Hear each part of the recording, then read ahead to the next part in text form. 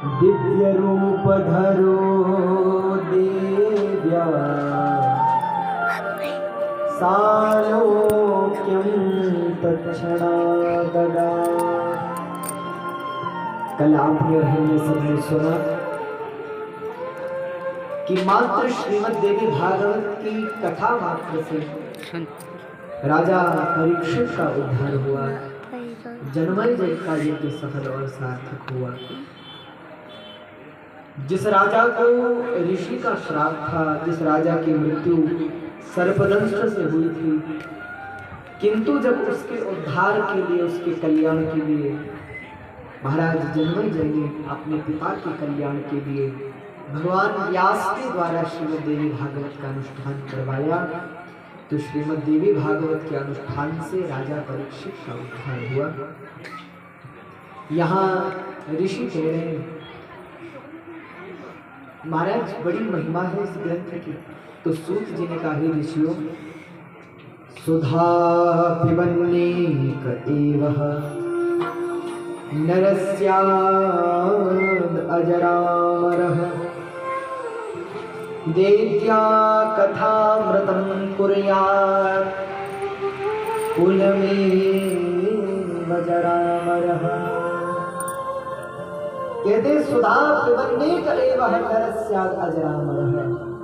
बोले अमृत पीने से तो जो अमृत पीता है वही अमर होता है, किंतु भिन्न है उस जगदम्बा की कथा।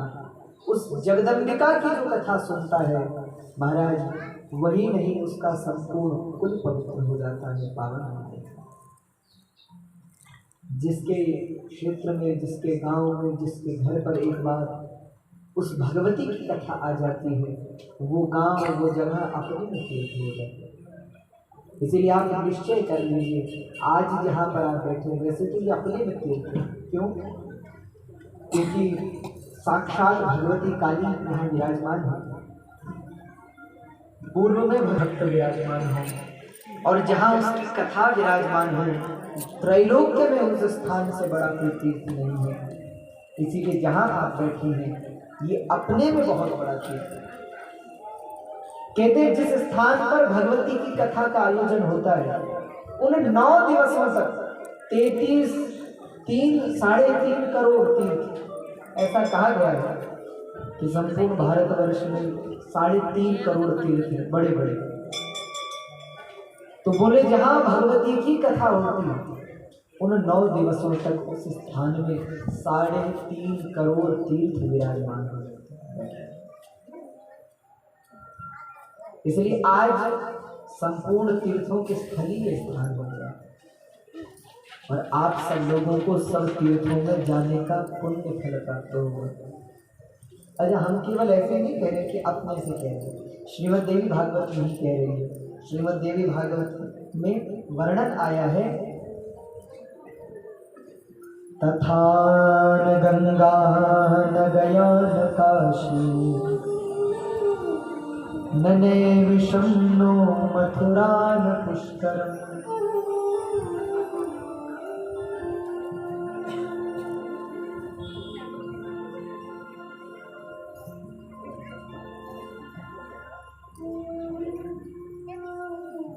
तथा न गंगा न गया न काशी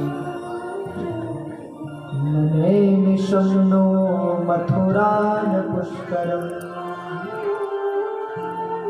पुनाति सद्यो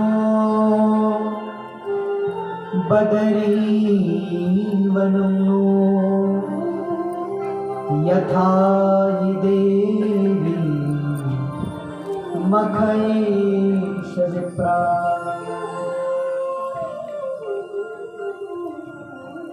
तथा न गंगा न गया न काशी न नैमिषं नो मथुरा न पुष्करम्। पुनाति सद्यो बदरी वनो यथा हि देवी मखैष विप्रा।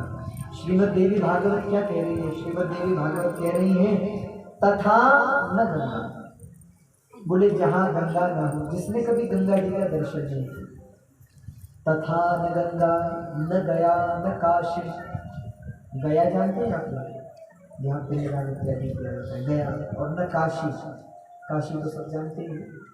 तो बोले जिसने कभी गंगा जी का दर्शन नहीं किया, जिसने कभी गया का दर्शन नहीं किया, जिसने कभी काशी का दर्शन नहीं किया, और ननैन शन्नो मथुरा न पुष्कर, जो कभी नैमिषारण्य नहीं गया, जो कभी मथुरा नहीं गया, जो कभी पुष्कर नहीं गया, और पुनात सद्यो बदरी वनमनो, जो कभी बद्रीनाथ भी नहीं गया। अच्छा, आप लोगों ने गंगा जी का दर्शन किया है? सभी ने? सबने गंगा जी का किया हुआ। हमारे पहाड़ों में गंगा जी दूर पड़ती है यहाँ से, नजदीक में? यहाँ से नजदीक में कहाँ है गंगा जी? कौन सी जगह मिलती है? बागेश्वर में। कितना दूर है यहाँ से? नजदीक नहीं, ज़्यादा दूर नहीं। तो गंगा जी तो सब लोग गए हों, लेकिन तथा न गंगा। अच्छा, गया तो गया है एक दो लोग, काशी नहीं, ठीक है। अच्छा, काशी छोड़ो, नैमिषारण्य गए हो आप लोग? एक दो लोग हैं। पुष्कर कोई गया है? पुष्कर। अच्छा, पुनाद सद्यो बदरी वनम, बद्रीनाथ गए आप लोग? अच्छा, देखा जाए तो धरती में कितने सारे तीर्थ हैं। कुरुक्षेत्र है, श्रीरंग है, रामेश्वरम है, द्वारका है, आपका जगन्नाथ है, कितने सारे तीर्थ। क्या ऐसा हो सकता है कि कोई सब जगह गया हो? ऐसा तो नहीं हो सकता। तो बोले हो सकता है कि आज जब तीर्थ यात्रा करो तो कोई तीर्थ छूट जाए, पर लेकिन सुनो, पुनात सद्यो बदरी वनन्यो यथा ही देवी मख एष विप्रा। तो बोले सुन लो, अगर एक ही बार में सब तीर्थों में जाना है तो कहाँ चले जाओ? जहाँ उस भगवती की कथा हो रही हो वहाँ चले जाओ। वहाँ जाने मात्र से सब तीर्थों में जाने का फल मिल गया। ये देवी भागवत कह रही है साक्षात। जो एक बार भगवती की कथा में बैठ गया वो सब तीर्थों में बैठ गया। जिसने एक बार भगवती की कथा में स्नान कर लिया, ये भी तो गंगा है, वही कथा भी तो गंगा है। जैसे वो गंगा जी शरीर के मैल धो देती है, वैसे ये गंगा मन का मैल धो देती है। जिस कथा रूपी गंगा में स्नान कर लेता है, नहा जाए, महाराज उसने सब तीर्थों में स्नान कर लिया। इसलिए पुनात सद्यो बदरी वनन्यो यथा ही देवी मख एष विप्रा, इतनी महिमा इसका। अच्छा, कई लोग सोचते हैं कि कथा कितने दिन की करें, तो मासानां नियमो नात्र दिनानां नियमोऽपिनः सदा सेव्या देवी भागवतम नरैः। तो श्रीमद् देवी भागवत कह रही है मासानां नियमो नात्र, ऐसा कोई विधान नहीं। आप चाहो तो महीने भर की कथा करो, चाहो तो कुछ दिनों की कथा करो। दिनानाम नियमोपिना, कोई नियम नहीं है। और वैसे भगवती की कथा 9 दिवसों की होती है। क्यों? क्योंकि भगवती के 9 रूप हैं। चाहो तो 10 दिन की भी कर सकते हो, चाहो तो 7 दिन की भी कर सकते हो, चाहो तो महीने भर की भी कर सकते हो। क्योंकि संत कह रहे हैं सदा सेव्या देवी भागवतम नरैः। हर व्यक्ति को जो अपना कल्याण चाहता है उसे प्रतिदिन भगवती का चरित्र सुनना चाहिए, उस माँ का चरित्र सुनना चाहिए, उस माँ का नाम लेना चाहिए, उस माँ की कथा सुननी चाहिए जो अपना कल्याण चाहता है। कई बार होता है ना, हम लोग कथा सुनते हैं, सुनते सुनते जब विश्राम का दिन आ जाता है तब लगता है कि 2-3 दिन की कथा और होती। अभी हम इससे पहले कथा में थे जहाँ बड़कोट में, तो बहुत सारे लोग कथा सुनने के लिए आए थे, बड़ी भीड़ थी वहाँ पे। आप चाहे तो YouTube पे सुन सकते हैं। इससे पहले की कथा वहाँ पद्म पुराण की कथा थी 7 दिन की।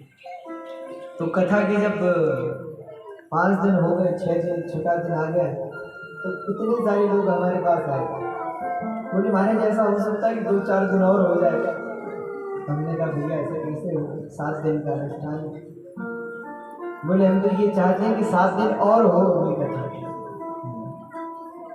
किंतु सदा सेव्या देवी भागवतम नरे। कथा को तो सदा ही सुनना चाहिए, ऐसा नहीं कि महाराज साल 2 साल में जब कथा होगी तब सुनेंगे। और अब तो कितनी अच्छी व्यवस्था है, प्रत्येक व्यक्ति के पास फोन है और फोन पे आप कथा सुन सकते हैं। बल्कि ये जो कथा चल रही है माता, ये आप अपने घर जाके भी सुन सकते हो। कैसे? फोन तो सभी के पास होगा, एंड्रॉइड फोन, ये घर में जो बच्चे हैं उनके पास तो होगा।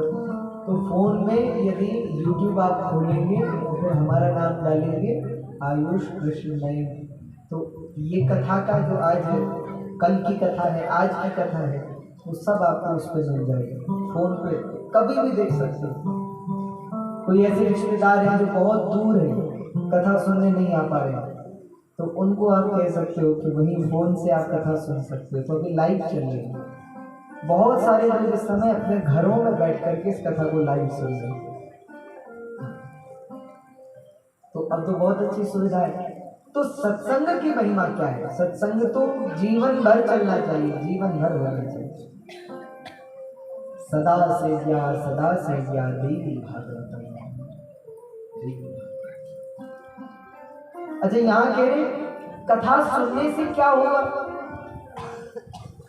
ये दुर्हृदा पापरता विमूढ़ा मित्रद्रोहो वेदकनिन्दकाश्च हिंसा रता नास्तिक धर्मसक्ता नवाह यज्ञेन पुनन्ति ते फलम्। ये दुर्हृदा पापरता विमूढ़ा, जो दुष्ट हृदय वाला है, जो पापों में रक्त रहने वाला है, जीवन भर जो पाप करे, और मित्रद्रोह, मित्र से द्रोह करने वाला है, वेदकनिन्दकाश्च, वेद की निंदा करने वाला है, हिंसारता, हिंसा में जो सदा रत रहता है, और नास्तिक धर्म